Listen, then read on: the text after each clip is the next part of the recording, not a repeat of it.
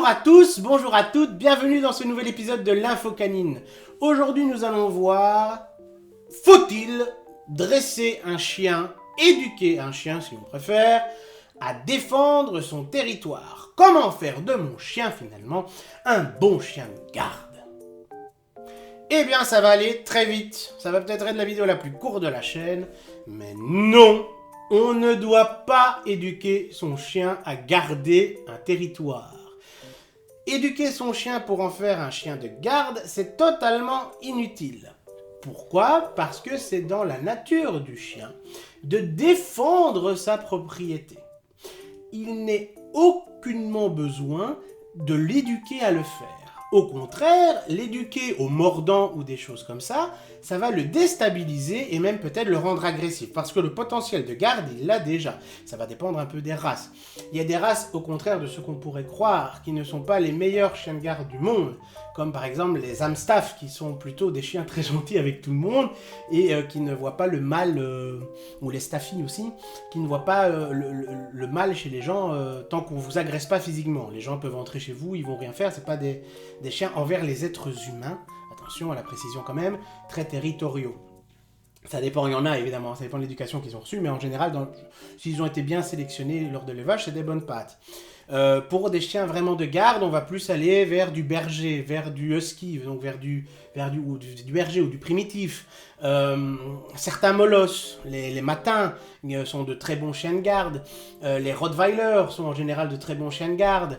Le labrador, pas trop. Les golden, pas trop. Les chihuahuas sont de très bons chiens de garde, mais à l'arme alors, parce que voilà.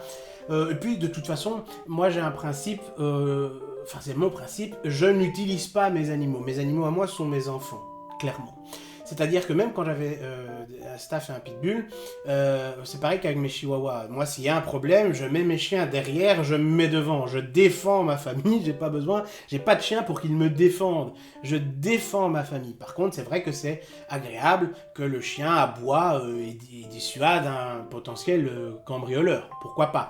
Mais ça ne sert à rien de l'éduquer à le faire, ça peut au contraire le déstabiliser. Le chien a ça naturellement en lui. D'office, il n'aimera pas qu'un étranger entre sur son territoire sans être le bienvenu à l'avance.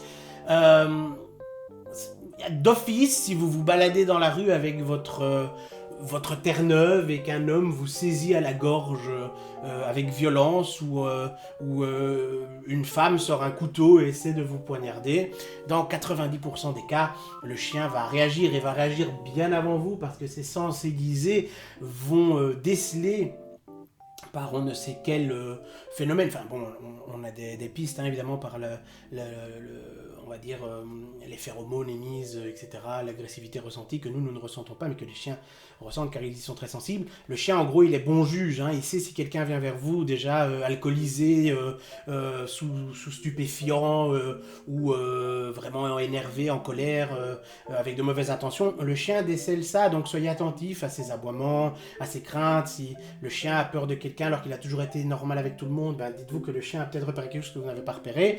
Le chien il va garder d'office tout seul sa maison, son même un jardin, même un territoire. Si vous en avez plusieurs, par exemple les matins de Naples sont excellents pour ça, ils vont d'office élaborer une stratégie. Sachez qu'en général quand il y a plusieurs chiens qui montent la garde,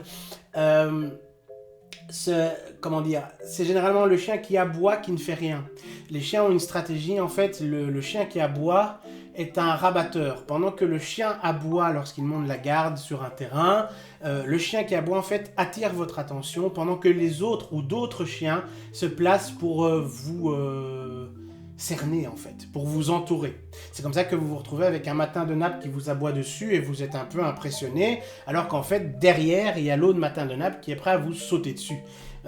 La chose à laquelle vous pouvez éduquer le chien, mais ça c'est très important, c'est à se méfier des inconnus.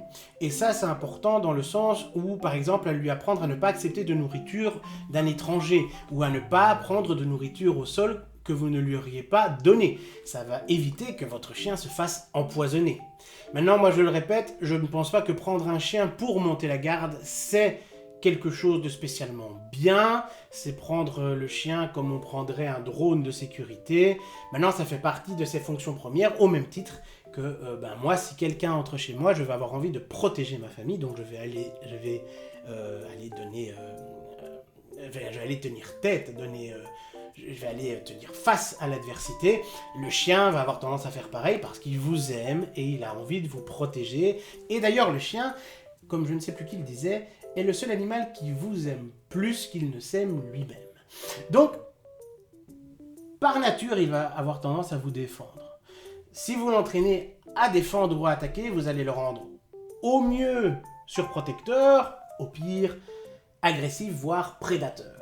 Donc, laissez la nature faire. Il y a des races, voyez ça avec un comportementaliste pour choisir une race. Il y a des races qui sont vraiment très gardiennes, il y a des races qui ne le sont pas. C'est pas toujours celles qu'on imagine qu'ils le sont. Je vous ai dit avec le staff et le staffy. Enfin, l'amstaff pour pas que vous confondiez, l'amstaff et le staffy. Les chochos sont pas des gros chiens. Bon, les gens ne prennent pas les chochos pour les chiens de guerre, etc. Voilà.